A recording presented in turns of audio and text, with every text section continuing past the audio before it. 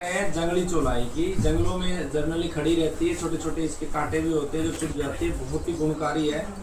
ठीक है, इसको हिंदी में चौलाई बोलते हैं, कई जगह चौलाई का साग भी बोलते हैं, लेकिन जनरली जो जंगली चौलाई उसको सेवन नहीं करते। और बंगाली में इसको काटा नट्टे बोलते हैं, मराठी में काटा माठ बोलते हैं, गुजराती में इसको जो है ना कांटोलो बोलते हैं, और उड़िया इसमें लिखी नहीं है। नेपाली में इसको बोलते हैं वन लूडे।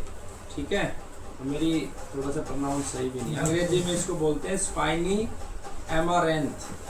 ठीक है, तो अब इसके जो आयुर्वेद में गुण है, सबसे पहले ये इसका जो रस है मधुर है, और इसकी जो तासीर है वो शीत है।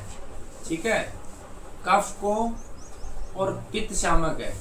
देखो ये बड़ी यूनिक एक दूसरी औषधि हमारे पास आ गई है जो कफ और पित्त को शमन कर रही है। ठीक है, दूसरा ये रुचिकारक है। जहाँ ये शब्द लिखा होता है ना रुचिकार, मतलब वो रुचि पैदा करने वाली है, आपको भोजन की इच्छा जागृत करने वाली है। ठीक है, दीपन करती है, मतलब अग्नि को प्रज्वलित करने वाली है। ठीक है, मल भेदक है, यानी कि आपका जो मल है उसको भी भेद के नीचे की तरफ लेके आएगी।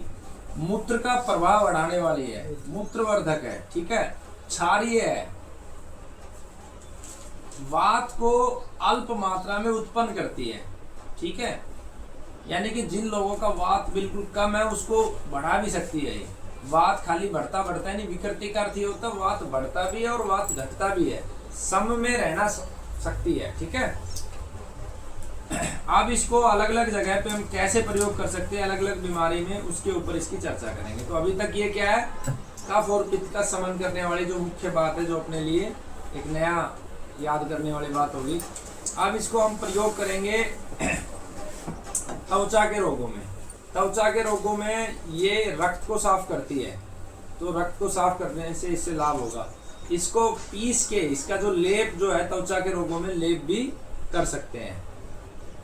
एक सहदेवी करके औषधि होती है, बुखार में बहुत जबरदस्त काम करती है, माथे पे बांधने से भी बुखार को वो ठीक कर देती है।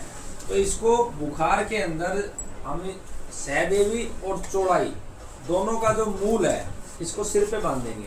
अकेली सहदेवी बुखार उतार देती है, लेकिन जब बहुत लंबा गहरा बुखार हो, किसी भी चीज से कंट्रोल नहीं आ रहा हो, तो सहदेवी और चौड़ाई की जड़ को मिला के इस माथे पे बांधेंगे। कैसे बांधेंगे, इस तरीके से, एक तो धागे से ऐसे ऐसे करके उसको पूरा एरिया पे कवर करके 2 या 3 उसमें वो बढ़ा लेंगे।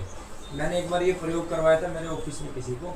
जैसे मान लो ये चौड़ाई की जड़ है, ठीक है, अब इसको धागा बांध लो स्पोर्ट के लिए और ऐसे बांध दो पूरा।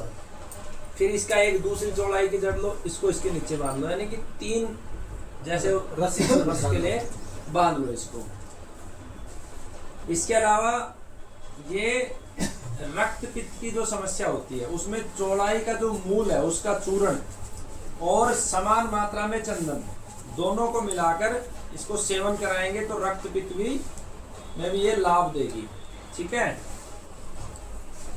बवासीर में बहुत हितकारी है। इसका जो साग है वो बवासीर के रोगी को खिलाओगे तो उसमें लाभ होगा। प्रजनन संस्थान के रोगों में भी ये काम करती है। इसको 1 से 2 ग्राम चौड़ाई का जो मूल है उसको मधु के साथ मिलाकर सेवन कराएं। साथ में जो चावल का धोवन होता है, जो पानी होता है, उसको साथ में दे दें, तो ये प्रदर्भ की समस्या में बहुत अच्छे से लाभ करता है। कैसे लाभ करता है ये इसको भी हमें पता होना चाहिए। जो चावल का पानी है उसकी तासीर कैसी बनेगी, ठंडी बनेगी। और दूसरा जो चीजें हमने इसमें शामिल करी उनकी तासीर कैसी है, उनकी भी है पर्दर के अंदर हनी है इसके अंदर, और साथ में इसके अंदर क्या है, चौड़ाई है। तो 2 चीजें इसमें शीतल है, और शहद जो है इसमें उष्ण है। अब जो शहद है, शहद का कार्य क्या, पर्दर में क्या है, धातु को मजबूत करता है, धातु को प्रबल करता है, मजबूत करता है, गहरा भी करता है, गाढ़ा भी करता है। और ये दोनों चीजें भी धातु को गाढ़ा करती है। शीतलता जब होगी तो धातु गाढ़ा होगी उससे। ठीक है, और चावल में वो गुण भी है इसके दोहन में।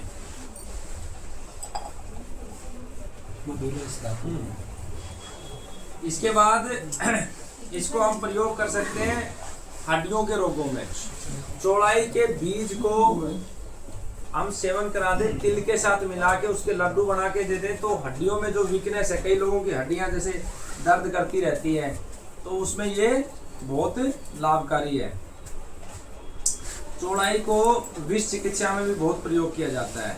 चौड़ाई का जो फल है, जो जंगली चौड़ाई है, उसके सवरस को निकाल लोगे, ठीक है, और इसको प्रयोग करवा दोगे तो इससे क्या होगा कि शरीर के अंदर जो भी छोटा मोटा विष गया है उसको बाहर निकाल देगा।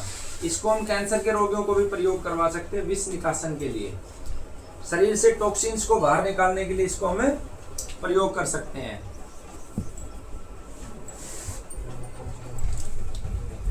जिन लोगों को विष गलती से शरीर में चला गया उनको लगातार चौड़ाई का साग खिलाने से विष का प्रभाव कम हो जाता है। कान के जो रोग हैं, कम सुनाई देता है, कान के पर्दे में कोई समस्या है, तो इसका सवरस मिला के 2-3 बूंद हम कान में डालेंगे, उसमें लाभ मिलेगा। दूसरा एक योग बता देता हूँ, कान के रोगों के लिए आप वो प्रयोग कर सकते हो। उसमें आप पहले गोमूत्र लोगे, 100 ml आपने गोमूत्र ले लिया, उसी के अंदर 100 ml सुदर्शन का रस ले लोगे, 100 ml चौड़ाई का रस ले लोगे, ठीक है। अब इसको धीमी धीमी आंच में पका लो, ठीक है। जब 100 ml रह जाए तो उसको कान में प्रयोग करने से कान के सभी रोगों में लाभ मिलेगा। क्यों हमने गोमूत्र को बेच लिया? क्योंकि गोमूत्र सबसे ज्यादा किस पे काम करता है? वात पित्त कफ में सबसे ज्यादा किस पे काम करता है? कफ पे काम करता है। कान में कोई भी दोष जनरेट होता है तो कहाँ से जनरेट होता है? कफ से जनरेट होता है, इसलिए काम करेगा वहां पे जाके। इसके अलावा जो एक रक्तासीर जो होती है, समस्या होती है, लैट्रिन के माध्यम से भी खून आने लगता है उसमें, इसमें 2 चीजें हम कर सकते हैं। चौड़ाई के पत्तों के साथ हम शीशम के पत्ते देंगे और साथ में सीटा मिश्री देंगे, तो खून के साथ जो रक्त आने की समस्या उसमें आराम मिल जाएगा। छोटे मोटे कीट ने काट लिया, मधुमक्खी ने काट लिया, ततैया ने काट लिया, तो इसका लेप भी हम तुरंत प्रभाव से लगा सकते हैं और उसके रस का भी सेवन करवा सकते हैं। पेट में कीड़े हो गए तो भी इसका रस चावल के दोहन के साथ दे देंगे, तो छोटे बच्चों के पेट के कीड़े भी ये नष्ट कर देगा, ठीक है।